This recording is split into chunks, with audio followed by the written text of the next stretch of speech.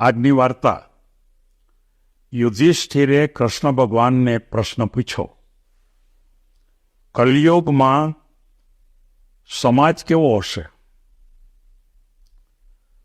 મિત્રો, આ વાત મહાભારત જ્યારે યુદ્ધ થયું અને જ્યારે યુદ્ધ પૂરું થયું અને બધા પોતપોતાની રીતે વ્યવસ્થિત રીતે ગોઠવાની ભૂમિકામાં હતા, ત્યારે યુધિષ્ઠિરે કૃષ્ણ ભગવાનને પૂછ્યું કે આપણે તો યુદ્ધ તો પૂરું કર્યું, અનેક આપણા સ્વજનો મરી ગયા, કેટલાક સ્વજનો છે એ ખોટી રીતે પણ મરાણા અને કેટલાક છે એને મારવાની આવશ્યકતા હતી માટે મરાઈ ગયા. પણ મારે પ્રશ્ન તમને એમ પૂછવો છે કે થોડા વખત પછી કલિયુગ આવવાનો છે અને તમે કાયમ માટે કલિયુગની વાતો કરો છો, કૃષ્ણ ભગવાનને કહે છે. તો મારે તમને એક પ્રશ્ન પૂછવો છે કે કલિયુગમાં સમાજ કેવો હશે? અને આ વાતને સમજાવવા માટે પ્રસંગની ભૂમિકાના સંદર્ભમાં વાર્તા કહું છું. ત્યારે કૃષ્ણ ભગવાન એમ કહે છે કે અત્યારે સમાજ કેવો છે એ તો તને ખબર છે. અત્યારે જ આપણને ખબર છે કે આપણા સગા સંબંધીની સામે આપણે યુદ્ધ કર્યા, આપણે જ આપણા કુટુંબના માણસોને એકબીજાને ખતમ કરી નાખ્યા. તો આ જે સમાજની ભૂમિકા છે એ સમાજની ભૂમિકા શું કામ હતી? ત્યારે એણે એમ કીધું કે ખરેખર એ સમાજની ભૂમિકા એવી હતી કે ન્યાય મેળવવો હતો અને ખોટું કરનારા જે દુર્યોધન અને એની જે પાર્ટી હતી એ પાર્ટીને આપણે સાચું શિક્ષણ આપવું હતું. આપણને કોઈ ખરેખર આમાં રાજ કરવામાં રસ નહોતો, પણ હકીકતમાં એને શિક્ષણ આપવું હતું. ત્યારે કૃષ્ણ ભગવાન એમ કહે છે કે તમે આજે એને શિક્ષણ આપવા માટે આ બધું કર્યું છે, તમે તમારા સ્વાર્થ માટે કર્યું નથી. જ્યારે હવે કલિયુગની વાત આવે છે ત્યારે મારે તમને થોડીક વાતો કરવી છે. મિત્રો, આ વાતો આપણને સૌને ખબર છે, જાણીએ છીએ, પણ માત્ર મારે તો યાદ આપવાની છે, કારણ કે આપણે સૌ કલિયુગમાં રહીએ છીએ. ત્યારે એણે એમ કીધું કે સૌથી પહેલી વાત એ છે કે કલિયુગની અંદર માતા પિતા ને કદાચ 4 કે 5 સંતાનો હશે અને એ 4 કે 5 સંતાનોને એ ઉછેરશે, ભણાવશે, તૈયાર કરશે અને પોતાની તમામ શક્તિ પોતાના સંતાનોમાં આપશે અને પછી એમાંથી એક પણ સંતાન માતા પિતાને સાચવશે નહીં. આ પહેલી વાત. ત્યારે યુધિષ્ઠિર કહે છે કે આવું બનશે, માતા પિતા નહીં સાચવે કે? તો કે હા, એવું બનશે કે. હજી તો તું સાંભળતો ખરો, યુધિષ્ઠિરને એમ કહે છે. બીજી વાત કે આ દુનિયામાં પછી જે કલિયુગ આવશે ત્યારે માણસો પોતાને મોટું બતાવવા, પોતે મહાન છે, પોતે બહુ સજ્જન છે, એટલા માટે પોતાના દૂર દૂરના માણસો હશે એને મદદ કરશે. કોઈને કોઈ મોટી સંસ્થામાં મદદ કરશે, પૈસા આપશે, પણ પોતાના સગા સંબંધીઓને કદાચ ખાવાનું નહીં મળતું હોય તો એને એક પૈસો પણ આપશે નહીં. દૂર દૂર મદદ કરશે. એટલે કે એવું થશે પોતાના સગા સંબંધીને નહીં આપે? તો કે હા, નહીં આપે એ કે. અને દૂર દૂર પોતાની પ્રતિષ્ઠા વધે એના માટે લાખો રૂપિયા ખર્ચશે એ કે. અચ્છા, એ કે એવું છે? અચ્છા, તો હવે કંઈ? તો હજી કહું કે સજ્જન વ્યક્તિઓ માત્ર ને માત્ર બહારથી દેખાશે, અંદર તો માત્ર દુર્જનતાના પડ પીડા હશે.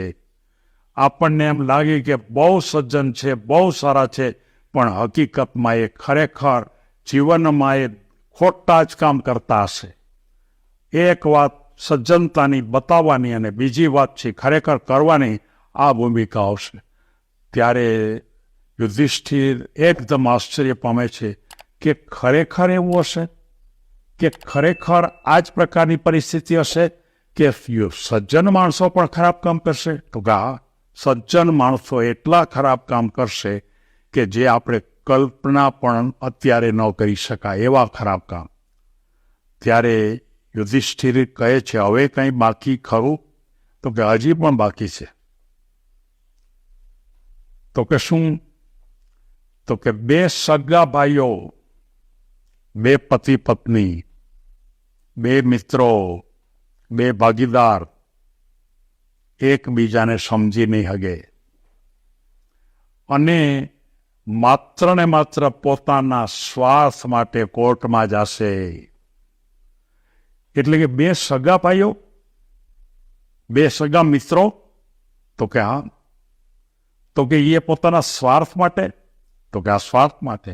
તો કે આપણે તો આ પરમાર્થની ભૂમિકા પર કામ કર્યું છે, સમાજમાં દુષ્ટતા ચાલી જાય એના માટે કામ કર્યું છે, જ્યારે આ તો પોતે દુષ્ટ બને છે, ભાઈ ભાઈનો દુશ્મન.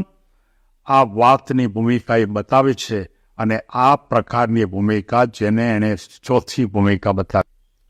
ત્યારે યુધિષ્ઠિર ફરી એકવાર પૂછે છે કે હવે તમારે કંઈ કહેવાનું છે? ત્યારે એમ કહે છે કે હજી મારે કેટલુંય કહેવાનું છે, ઘણું બધું કહેવાનું છે, પણ મને એમ લાગે છે કે તને આટલી બાબત ઉપરથી તને ખ્યાલ આવી જવો જોઈએ કે એ વખતનો સમાજ કેવો હશે.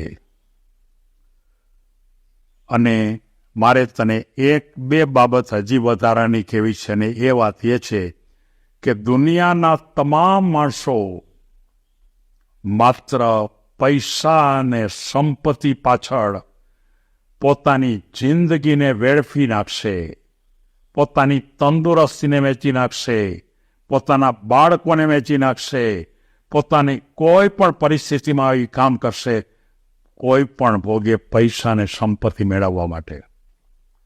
હવે તું મને પૂછતો નહીં કે હવે આનાથી વધારે શું થશે. હજી હું તને કેટલુંય કહી શકું, પણ મારે પણ આ વાર્તાની ભૂમિકામાં આનાથી વધારે નથી કહેવું. કૃષ્ણ ભગવાને જે કીધું, પણ યુધિષ્ઠિરે તરત જ પછી એક વાત કરી. તો પછી એક છેલ્લો પ્રશ્ન પૂછી લો કે તો પછી સમાજ ચાલશે કેમ? જો આટલી બધી વાત હોય તો સમાજ કોઈ દી ચાલે જ નહીં, સમાજમાં કોઈ કોઈનું ન રહીએ. ત્યારે એણે એક જે વાત કરી, એણે એમ કીધું કે ત્યારે કેટલાક સજ્જન માણસો કે જે પોતાના તપને કારણે ઉત્તમ કામ કરવાનું ચાલુ રાખશે, થોડાક જ, અને એ તપના જોર ઉપર આખો સમાજ આગળ વધતો રહેશે. પહેલા જે ખોટું કરે છે એની સામે આનું તપ છે ને, એ તપ એને આગળ લઈ જવાનો પ્રયત્ન કરશે.